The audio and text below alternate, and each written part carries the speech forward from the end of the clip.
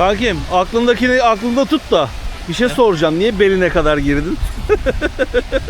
Hocam şunu biraz çek de ayağımıza dolanmasın. Heh, tamam. Yaşadığımız yetmiyormuş gibi bir de senden dinliyoruz diyorsun. Hani Grab çok uygun. Tavsiye ederiz. Yani tek başınıza kullanacaksanız motor çağırın. Eğer 2 kişi 3 kişi kullanacaksanız normal binek araçlar. Hani tüm Asya'da olduğu gibi Grab güzel çalışıyor. Ama bu sefer farklı olarak kalmayı tercih ettik. Burada kask olayı yok. Vermediler, sorduk yani. Dediler ki burada polis yok. Hani polis olmayınca dedim ölmüyor muyuz diye sordum. Yani Otellerle ilgili de kısaca bilgi verelim. Biz acı var mı? acı mı? Bira içince geçti kardeşim. Öyle ergen önüne gelene saplamayla olmuyor. Bak iki tane kendine saplandı nasıl böyle bir yakladın. diye millete 18'lik inşaat çivisi çaktımsı hiç sızlanmadılar.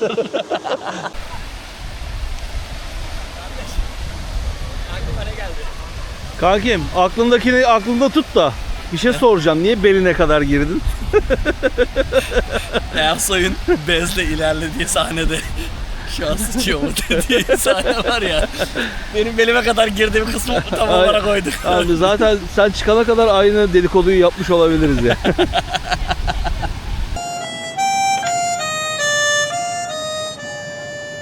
Şu anda sıçıyor mu yani bu? Şu anda sıçıyor. Nice, Neyse. Güzel davancayı boşalttıysan ceplerini de içine Apache gibi geziyor. Zaten Elazığ'dan almışın şortu. Hadi biraz çank göstereyim de şöyle. Hop. Kanka çok güzel gün batımı oluyor yalnız ya. Net. Hocam şunu biraz çek de ayağımıza dolanmasın. Heh, tamam. Oradaki ekranda anlaşılmıyor ama baya geniş açı çekiyor lan. Tabii. Evet tam tahmin ettiğimiz gibi alt taraf biraz daha az bulutluydu. Tam o batarken ardından ne o? Güneş tepelerin fena vakti geldi. Geldi Teletubbies'lerin. Aynen. Kanka çok güzel oldu ya. Teletubbies'lerin gay olduğunu biliyor musun kardeş? Hangisini Onun gay olduklarını bilmek için birileri s**meye gerek yok. Yani çok ciddi eşcinsellik mesajları ve verdiği şeyler var. Birkaç kesit var. yani çizenin ipleliği diyelim o zaman. Ne diyelim? O bayağı güneş kendini göstermeye başladı ya. Abi, zaman sene be oğlum YouTuber'da. Deniyoruz bakalım. Yaşamayı geç, bir de bunu yaşadığını göstermeye çalışma çabası. Ya. Hani Yaşadığımız kısıyor. yaşadığımız yetmiyormuş gibi bir de senden dinliyoruz diyorsun. Hayatın gerçeklerini. Bir sus lan bir sus şurada açık kum var. Atacağım seni bir sus artık bir sus ya diyor ya. Vallahi bak canıma tak etti. Her şeye bir lafın var. Bir sus açık mezara atarım senin içine bak. Vallahi canıma tak etti lan. Ne yapıyorsun ya? Hayatın acı gerçeklerini dile getiriyorum. Lan yaşadığımız yetmiyor bir de senden dinliyoruz hayatın acı gerçeklerini. Susun lan artık sussana ya. Abi ne yapıyorsun? Ya şöyle güzel romantik bir ortamın da anasını s**tik gerçekten bu muhabbetle ya. Abi hayatın gerçeği değil mi lan Feyyaz? Evet tabii. Evet ama şöyle şu filmci görüntüsü yapalım şöyle. Şöyle.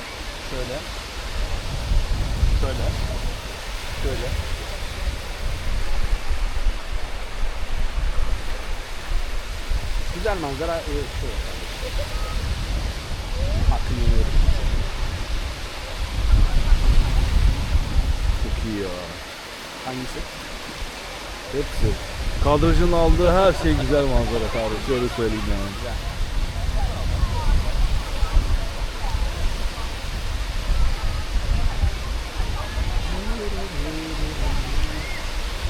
Neyse. Şunu vereyim sana da. Güzel şey. Tam batarken bir daha açarız ya. Doyamadım ama ya. Doyamadım ama. Doyamadım sana. Nerede kalmıştık dayı? Kankicim. İşte plajımıza geldik.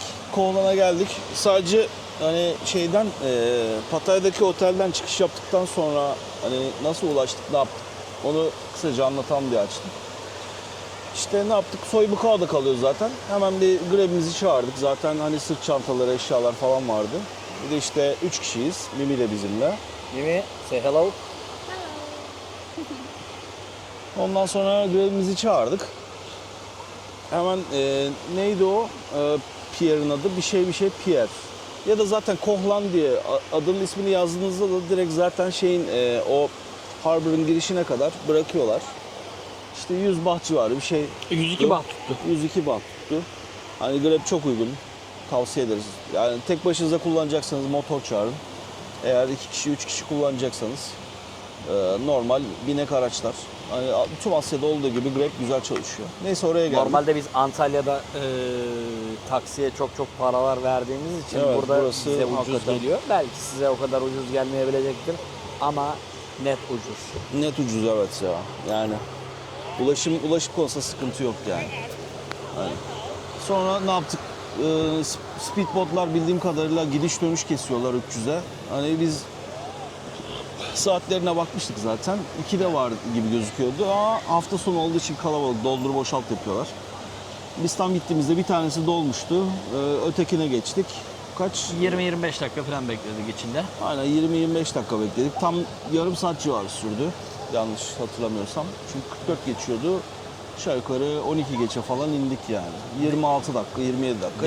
Deniz sakin de hiç sallamadı. Daha öncekilerde Aynen. sallamıştı ama bu Aynen, sefer deniz iyiydi. sakindi.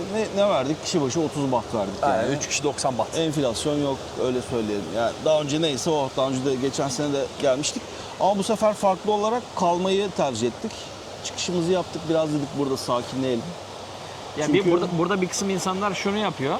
Sabah 10'daki botla geliyorlar. Evet akşam 5'te mi 5.30'da mı en son? Evet. Ondan akşam dönüyorlar. son bota kadar işte bir tane motosiklet kiralayıp 300 baht civarı şey yapıyorlar. Bütün adalarda böyle birer ikişer saat plajlarda dolanıyorlar. Yiyorlar, içiyorlar. Sonra akşam 5'e doğru motorlarını teslim edip şey yapıyor, geri dönüyorlar. Bu arada motor kiralama konusunda da çok basit yani. Hiçbir şey imzalamıyorsun, bir kredi kartı ödemesi yapmıyorsun. Hiçbir şey yok. Sadece ehliyetini ya da bir tane kimliğini ya da pasaportunu. Yani sürmeyi biliyor musun diye bile bakmıyorlar. Aynen öyle. Benim ilk motor deneyimim bu odada olmuştu zaten. 2015 yılının sonunda, 2016'nın başında. Kulaklar için Kaan ve Alper'le gelmiştim. O Türk Hava Yolları'ndaki arkadaşlarım. Ama Ondan sonra araya şunu ekleyeyim hani motor mevzusunda. Ben Türkiye'de profesyonel olarak kullanıyorum. 890 Adventure motorum var. Motorda evden çıkıp bakkala gidene kadar bile kask takıyorum. Evet. Burada kask olayı yok. O vermediler, yüzden- sorduk yani. Dediler ki burada polis yok. Hani polis olmayınca dedim ölmüyor muyuz diye sordum. Yani orada Durdular alkollü yani. kullanabilirsiniz'e getirdi ama çok dikkat etmenizi rica edeceğim.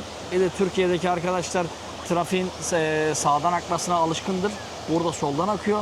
Evet. Solu takip etme konusunda dikkatli olmalarında fayda var. Aynen. Aksi halde hani sorun yaşayabilirler. Adada çok trafik yok ya, onda problem. Yani önden giden aracı takip edeceksin abi. Yani hiç arabanın olmadığı yerde sıkıntı unutup sağa atlayabilirsin ama normalde önde araç nereden gidiyorsa oradan takip edeceksin. Ya ben de ilk defa hiçbir şey bilmeden kullanmıştım burada. Ama dediğim gibi problem yaşamadım yani. Ya bu sefer de işte Hiçbir şey bilmeden kullanıp da düşen, sağını solunu sakatlayan, tatilini zehir eden insanlar da var. Evet. O yüzden Kendinize abi güvenmiyorsanız safety şey yapmayın. first. Aynen. Yani Tatili zehir etmenin de bir mantığı yok ya. Eğer kendinize güvenmiyorsanız şey yapmayın, kiralamayın yani. büyük CC motor kullanıyorum, uzun süredir motor kullanıyorum ama ona rağmen şu an kasksız şortla, tişörtle motora bindiğimde bile inanılmaz dikkatli olmaya çalışıyorum. Çünkü düştüğünüz zaman ciddi sıkıntı yaşayabilirsiniz. Aynen. Devam. Otellerle ilgili de kısaca bilgi verelim. Bizim diğer otel nasıl bulduk kanka? Direkt Agoda'dan değil mi? Agoda'dan Pattaya'ya ulaştığımızda oturduk. Biramızı söyledik. Saat öğlen 12 falan civarıydı. Dedik yani 2'de check-in yapıyorlar. Ondan sonra beklerken dedim buluruz. Bir de şimdi şehirde ağır bir bataklık şey var yani kanalizasyon kokusu var. Geçen sefer kaldığımız odada o sorunu yaşamıştık. Dedim ki bulalım Gidip bakalım, odayı beğenirsek ona göre tutarız. Nitekim de öyle oldu. Bulduk, gittik, baktık, beğendik. Geceliği ne kadara gelmişti kanka? 900'e geldi. Bir de %4 şey yapıyorlar, kredi kartından çekince ilave ediyorlar üzerine. Aha. 900, 9 kere 958 936'ya falan. 950 civarına geldi. Ben gayet memnun kaldım. Yani, odada çok fazla sivri vardı. Onun haricinde hiç problem yok. Yani temizlerken bazen açık bırakıyorlar. Belki de banyodan geliyor, bilmiyorum. Ben housekeeping'e tembihledim abi. Ondan sonra girdiklerinde kapıyı camı açtırmadım. O yüzden ben sadece ilk gün birazcık sinek sorunu yaşamıştım. Ondan sonra yaşamadım bir daha. Ben bayağı 2 gün falan sürdü ya. 2 gün falan. Ya o Bu gece de mesela bayağı ısırdılar falan, uyandım ben. Neyse Ya, çok problem değil. Yani bir şey yapabilirler bu şekilde seyahat eden arkadaşlar. Bu vücuda sürülen sivrisinekli losyonlardan. Aynen. Ya da uzak işte tutan fişe losyonlardan. takılan o bilmem ne kadar çalışıyor. O şekilde korunabilirler. Neyse gayet güzel. 5 gün konakladık orada. Hani bir sıkıntı yaşamadan da ayrıldık yani. Balkon olması güzeldi. Arka tarafa güzel manzarası var diye otellerin havuzlarına falan bakıyor. Orada yaşlı dayılar izledik. emekli dayıları ve tavladıkları Tay ablaları falan izledik öyle. Güzeldi o konaklama. Burada da buraya yanaşan Harbor'da bak, şu arkada feribotlar yanaşıyor mesela, oradan gözükecek mi bilmiyorum da. Direkt feribotun yanaştığı o downtown dedikleri yerde bir otel tuttuk. Yine normal resort olarak geçiyor. Ama resort sizi kandırmasın. Yok, resort dendiğine bakmayın. Biz bayağı geç burada rezervasyonumuzu yaptık. Hafta sonuna denk geldiğini sonradan ayıktık yani. Ama yine 900 müydü gecelik, öyle bir şeydi. Aşağı yukarı. Yine gece 900'de falan odamızı tuttuk yani. 2 gece de burada kalacağız. Sonrasında dönüş yoluna koyulacağız. Ya çok yani bu beach'e ben geldiysem de 2015'te geldiğimde gelmiştim. Geçen sene Emre de hatırlayamadı. Buraya gelmedik bence. Buraya gelmedik abi. Buraya gelmedik. İlk ben. zaten şu adanın en aşağısındaki beach'e gitmiştik. Evet, ilk Ondan sonra uzaktan bir- başlamıştık. Bir geçen geldik, sene. burada inanılmaz sıcak bir ortamda, öğlen sıcağında tepeden manzarası olan yere gittik. Onu da Evet, yarın çok gösterecek. sıcaktı ya. Evet ya, araya oraya fotoğrafları falan atarım. Şu an inanılmaz güzel hava. Hava muhteşem ya. Şu Yani an 28 derece falan. Mayıs burada. 25 Antalya havası gibi. Evet, kesinlikle. Bir de güneş olmaması çok işimize geldi. Ha, bu yanmayacağınız Hiç anlamına yanmadı. gelmez. Güneş olmasa da güneş kreminizi sürün. Yoksa patates gibi kızarırsınız. Evet, bir iki ıstakoz gördük burada. Yapmışlar muhtemelen. Yani aşağı yukarı 1 saat falan güneş yüzünü göstermiş ama ıstakoz gibi olmuş beyaz turist ablalarımız. şöyle zaten bu yanmayı sağlayan şey doğrudan güneş ışığı değil, güneşten gelen ultraviyole ışınlar. Evet. Ve Bir de bu bulut- taraf daha çok yakıyor biliyorsun. Bulut olduğu zaman insanlar güneş yok, rahat rahat dur ben serileyim yatayım diye geliyor.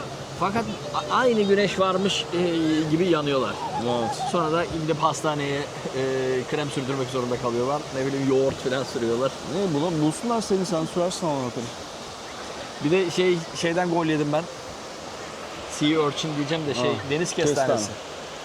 Deniz kestanesinden gol yedim. Oğlum sen nasıl bir bahtsız bedevisin de ya bak şimdi şu plajı bir göstereyim kanka Allah aşkına bak şu şeye bakın, kuma bakın, suyun içi de aynı bu şekilde kumluk. Arkadaş şu mimi sağ taraftan giriyor bak, gözüküyor. Oradan girdi, bir yerden sonra zaten koyulaşıyor. Sen nasıl bahtsız bir bedevisin de gittin orada kumun içindeki deniz kestanesini buldun ya. Göster bakayım ayağını. Abi şuradan gol yedik. Şurada 2 tane girmiş, içinde gözüküyor zaten. Aynen, çıkartacak Akşam- iğne de bulamadık. Akşam bakacağız artık çaresine. Akşam bir operasyon çekeceğiz artık. Acı var mı? Acı mı? Bira içince geçti kardeşim. Öyle ergen önüne gelene saplamayla olmuyor bak. 2 tane kendine saplandın, nasıl böyle bir yakladın. Emir diye koşuyor. Onları düşünemiyorum artık. İğne var mı diye koşuyor burada. Yaramaz çocuklar gibisin. yemin ediyorum Halbuki ya. ben millete 18'lik inşaat çivisi çaktım. Hiç sızlanmadılar. Belki sızlamışlardır da hani sesini çıkarmamıştır hadi. İhtimal. Öyle diyelim. ihtimal. Ya şurayı bir daha tekrar göstermek istiyorum ya. Ya şu karşıdaki Oğlum kayalık- bizim kızın birası yal oldu ya. Bitirdiysen onun da yapsana sen. Yok, bitirmedim o. Bitirmedin mi? O gelir şimdi, muhtemelen şişe falan gitmiş, beline kadar giriyor zaten baksana. Yarı beline kadar. Benim gelmedi. Gelince ben de girerim kardeş. Ya şurayı bir göstereyim. zaten kum nasıl diyeyim böyle bir altın rengi. Hani yapışıp da böyle rahatsız eden bir kum yok. Şu tarafta da aynı burası gibi kayalık. Şuradaki ağaçlar falan inanılmaz detaylar ya. Kanka doğa çok güzel değil mi? Durup beni ya. Doğa çok güzel değil mi ama şu Kalite. ağaçlar falan filan. Tam böyle Kalite. kumsal bitiyor. Buraya Kayalar yalnız şeye başlıyor. benziyor. Bu bizim Ersoy abinin neydi? Korsan Korsan mı? koyunun oradaki böyle yukarıya doğru çıkarılan yer Evet. var ya. Tam Evet, oraya biraz- çok benziyor. Biraz onu andırdı. Fotoğrafını bulabilirsen ekle onu da insanlar bir karşılaştırsın. Bakalım benziyorlar mı ne diyecekler. Vardır muhtemelen. Biz defalarca gittiğimiz için bakarım. Bulabilirsem atarım. Şöyle giriş şu insanların yukarıya doğru yürüdüğü yerde. O yukarıya motorları bıraktık, oradan aşağı yürüdük. Çok güzel butik bir plaj ya. Burayı sevdik yani. Hatta şey diyorduk değil Biraların mi? fiyatlarından bahsetmedik abi. Plaja geldik. Chunk 80, Leo 80, Singa 90, Heineken'e 120 diyorlardı. Yani biz Türkiye'de markette bu fiyata içiyoruz. Tamam Aşağı 33'lük falan da burada zaten büyük bira içmeyin. Büyük bira içecekseniz de hani böyle serin bir yerde, odada falan içiyorsanız artık büyük bira için beraber biz mesela atıyorum büyük bira aldığımızda bardakla ikiye böldük sürekli beraber bu şekilde takıldık. Çünkü çok çabuk Ötekisi ısınıyor. de yarıya gelmeden oluyor. Çok çabuk ısınıyor. Bildiğin gibi 5 çayı gibi oluyor. Tamam başka bir şey söyleyecekti de söylemedim. Söyle kardeş içinde kalmasın. Evet, kedi çişi gibi oluyor yani. Neyse. Kedi köpek ifrazatları hakkında konuşmayalım kardeşim. Zaten yeteri kadar midem kalktı. Tribe sokma beni. Neyse çok güzel bir plajdayız ya. Biz biraz daha tadını çıkaralım. Olmazsa akşam yemeğinden önce Beyler siz de gelin şurada, siz de tadınızı çıkarın. şurada belki böyle deniz ürünü falan bir şeyler atıştırır. Ya da akşam sınırsız o restorana gideceğiz. Akşam O çok kahvaltıyı güzel yaptım ben o yüzden hani şu an hiç belki aramıyorum. bir şeyler atıştırırız. Atıştırmazsak da akşam tekrar restoranda görüşürüz. Hiç. Hadi afiyet olsun. Bu arada Ha. şeyleri de unutmayın. 7-Eleven'larda 15 ve bahta bu bizim bardak gibi olan noodle'lar var ya. O noodle'ların şeklinde böyle acılı güzel noodle'lar var. Hani ara öğün olarak yapmak isteyen olursa böyle ya da midesini tutamayan, açlığını bastıramayan onlardan yapıştırsın geçsin. Hayır, 7-Eleven'in hayat kurtları ya. O hani şey bölümü de çok güzel zaten o tost. Tabii. O ufak atıştırmalıklar hemen ısıtıp veriyorlar. Çok ucuz yani aşağı yukarı 20 bahtla 40 baht arasında değişiyor fiyatları. Çok komik rakamlar onlar ya. Aynen Gerçekten yani çok komik hadi bir rakamlar. tane yedin kesmedi istiyorsan 2 taneye hemen hızlı bir öğün. Burada zaten kimse hani biz biliyorsun abi biz bir oturuyoruz böyle 1 saat yemek yiyoruz abi Türkiye'de. 3 saat yemek hazırlıyoruz, 1 saat Üç, yemek yiyoruz. aynen. Bununla ilgili bir tane de araştırma varmış. Bu sofra başında en çok zaman geçiren ülkeler. Fransa 1 numaraymış bu konuda. Adamlar oturuyorlar 2 saat falan bir ortalaması varmış onların akşam Dur yemeklerinde. geleyim ben de yanına da o şekilde devam edelim. Fransa diyordun. Fransa'da yaşayan insanların akşam yemeğinde ortalama geçirdikleri süre 2 saat. Dünyada en yüksek olan rakam. Bu insanlar oturuyorlar, sofraya özeniyorlar, salatalarını yapıyorlar, şaraplarını koyuyorlar, güzel yemeklerini yapıyorlar ve sofra başında vakit geçirmeyi seviyorlar. Türkiye'de bu olay 50 dakika civarıymış, emin değilim ama bundan. Fransa'nın 2 saat olduğunu biliyorum da. Burada Rakı muhabbeti hariçtir bence rakı yani. muhabbeti net hariçtir. Burada aşağı yukarı 2 dakika falan herhalde. Çünkü Ya evet ya çok yemek konusunda hiç zaman kaybetmiyorlar abi çat hemen bir şey alıyorlar hızlı Abi- bir şekilde tüketiyorlar. mesela bir tane pub'da oturuyorsun. Pub'ın caddeye bakan kısmında bir şeyler içiyorsun. O esnada bir tane motosikletli sokak yemeği yapan birisi geliyor. Pub'ın önünde duruyor. Bir şey ister misiniz diyor. İsterim diyor. 3 dakika içinde hazırlıyor. Sana veriyor. Ondan sonra sen de atıştırıyorsun. Evet. Her Ya şey yemek konusunda harbiden pratikler ya ve lezzetli yemekleri var. kesinlikle gıda hijyeni konusunda bir tık zayıflar. Yalan yok. Evet. Bunu dert edecek insanlar birazcık sorun yaşayabilir burada. Ya her şeyi yiyemiyorsanız ve hijyen konusunda sıkıntılarınız varsa, damak tadınız da özellikle uygun değilse ya şey yapın buraya gelmeden hakikaten Türkiye'deki Çin, Tay restoranlarında bir yiyin. Onların soslarını bir tadın. Eğer yiyemiyorsanız burada yiyebilme şansınız düşük. Çünkü hani koydukları yağlar çok farklı, hani kültürleri çok farklı. Asla tuz tüketmiyorlar. Her şeyi şekerli soslarla yapıyorlar. O yüzden Şeker ve farklı acı. zaman. Adamların Evet, şeker ve acı. mottosu bu ikisi. Ama biz alıştık artık ya. Seviyoruz yani her türlü. Dün akşam bak mesela... Patay yemiştik değil mi? Akşamki Patay güzeldi. Hani biz şeker olmasın dedik. Hani sos olmadığı için senin dediğin gibi biraz yavandı ama içinde minimum bir sürü Deniz mahsulatı. Deniz mahsulü. Yani Türkiye'de sadece o deniz mahsullerinin olduğu bir tabağı söylemeye kalksan yani 500-600 lira yazarlar Abi herhalde yani. söylemeye kalkma zaten Antalya'da yaşıyoruz biz. Migros'a giriyorum. Migros'ta iri karideslerin kilosu 600 liradan başlıyor. O Zaten paketliler falan zaten 100 Bak- grama 200-300 lira. paketleri geçtim. Ben direkt balık tezgahından bahsediyorum.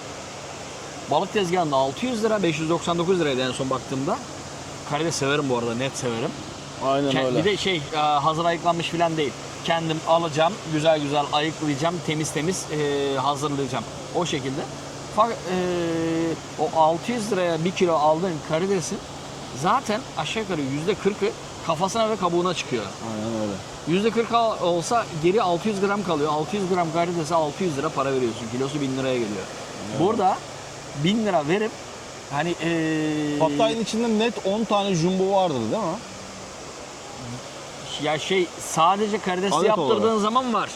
Ama karışık seafood yaptırdığın zaman işte 3-4 5-6 karides oluyor. 5-6 karides. 3-4 belki 5 tane şey oluyor. Kalamar Kalamar. oluyor. Onun dışında bazıları Ahtapot vardı. midye falan koyuyor. Ahtapot küçük midye mini ahtapot kolu koyuyor. Güzel yani. Ya çok iyiydi ya. Yani Artı- fiyat performans abi. Deniz ürünlerinde fiyat performans burası. Kesinlikle ya. Ben akşamki şeyden de bahsedeceğim. Yani saat işte sen odadan gittikten sonra 2.30-3'e geliyordu. Oğlum benim buff'ın içini kumla doldurdun lan. Pardon kanki. Ben bunu kafama giyeceğim oğlum. Ayağımdan dökülüyor bu kumlar. Pardon kanki. Neyse hatun dedi ki ya benimki akşam sadece çorba içmişti zaten yine biz pattayı yerken ayı gibi. O yüzden acıktı tabii. Ondan sonra bakmış bir tane güzel restoran bulmuş. Bizim kaldığımız Soylukao'nun bir üst caddesinde kalıyor. Denize doğru olan tarafta değil de içeriye olan tarafta. Neyse saat 4'te kapanıyor diye biz gittik oraya. Araya işte görüntüleri de atacağım. Bir yaklaşık 20 dakika yakın falan yürüdük o restoranı bulacağız diye. Neyse böyle bir ufak bir restoranmış zaten kapanmış. Onun karşısında başka bir tane bulduk. Yine böyle akşam gece çorbacısı gibi bir şey yani. Ve daha lokalini görmemiştim Tayland'da yani. Sürekli içeride sadece şeyler var. Yerel halk var. Konumunu bulabilirsen onu da Ondan sonra, videonun köşesine aynen ekleriz kondurursun ya. kardeşim. Ekleriz. Oh, you're suffering from sea urchin again? Sea urchin or did you hurt yourself? Did you hit toward the rock? From the rock. Because of the rock. No worry about it. Just I keep it clean. Told you that just keep for yourself. Ah, not too bad. Scheiße. Neyse abi çok güzel bir yere götürdü. Uzatmayacağım. Bir çorba getirdiler. Böyle ilk başta ben gördüm, o çorba kaynattıkları kazanları falan gördüm. Bildiğin motor yağı gibiydi ya. Rengi falan. Ya dedim hani buraya kadar geldik sonuçta. Hani yanımızda da bilen, çevirebilecek, güvenen biri var. Ve hani belki de Tayland'da yediğim en lezzetli çorbayı yedim. Ya içine biraz noodle falan da attırdı. Hani Ben o esnada ostra uyuyordum kardeş. ya 80 bahta içinde 100 gramdan fazla normal beef dana eti vardı yani. Ve çok güzeldi yani. Neyse hani ne Yani kadar... Gaziantep'te içsen neydi onun adı? Beyran. Beyran. İçine o kadar et koymazlarmış. Öyle diyor dayı. Evet bayağı vardı. Daha yeni geçen Antep'te açık mesai yaptığımda 200 küsür lira yazdılar Beyran'a. Yani 50 gram vardı yoktu içinde. Zaten hani biliyorum pirinç, sarımsak basıyorlar artık. Neyse hadi çenemiz düştü ya. Biralarımızı içelim, bir belimize kadar suya gireriz. Çocukları işletiriz. Çocukları işletiriz. Ondan sonra biraz da keyfini çıkarırız buranın. Güzel bir sohbet oldu. Akşam güzel bir restoran bulduk. Orada görüşürüz. Bol bol yiyip içeceğiz. Hadi bakalım. Arrivederci şimdilik. Das Vidania. Au revoir. Au revoir. You say slow down. I don't like to move too fast. It drowns the truth with things that are not real and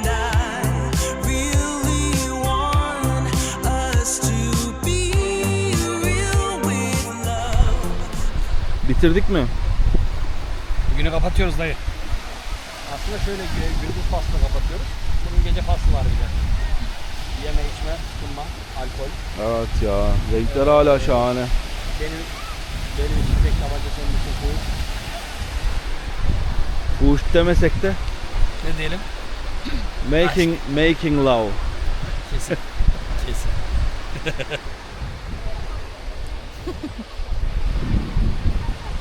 Oh. Yeah, it's very good. Şöyle son bir genel görüntü alayım. Hala bulutlarımızın rengi muhteşem. Aralarla güzel olan altınlar gitmemiş hala, orada duruyor. Hangisi kanki? Şuradakiler. Pantolonları giymişler. Aa, Çok şey sen oldu. şunlara bayıldın ya. Hoşuma gitti abi, net. Sen kal istiyorsan. Yok kardeş, anladım. Akşam belki yemekte falan denk geliriz. Burası küçük ada. Ha, burası küçük yer. Burası küçük yer. Hadi yemekte görüşürüz. Hadi